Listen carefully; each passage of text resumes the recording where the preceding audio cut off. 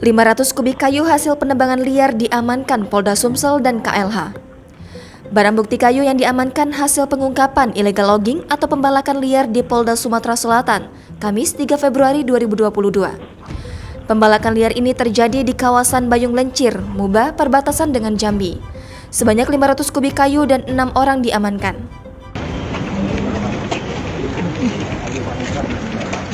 Waduh, duduk yang depan dulu. Jadi Tribuners, ini adalah hasil kayu yang berhasil diamankan oleh Polda Sumsel dan KLHK. Ini merupakan kayu yang ditebang secara ilegal. Kalau boleh tahu kayu jenis apa ini? Guna ya? Guna. Apa ya? Jenis guna. Berarti. Biasanya untuk diproduksi buat apa nih Pak?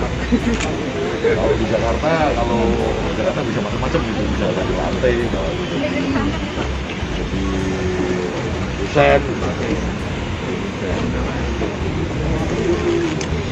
tanah air juga Mas. Kalau sinker tanah air ya, tenggelam ya. Tenggelam.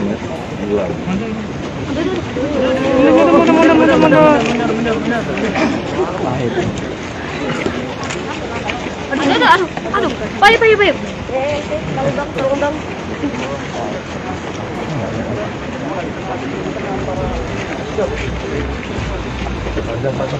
Naga semuanya.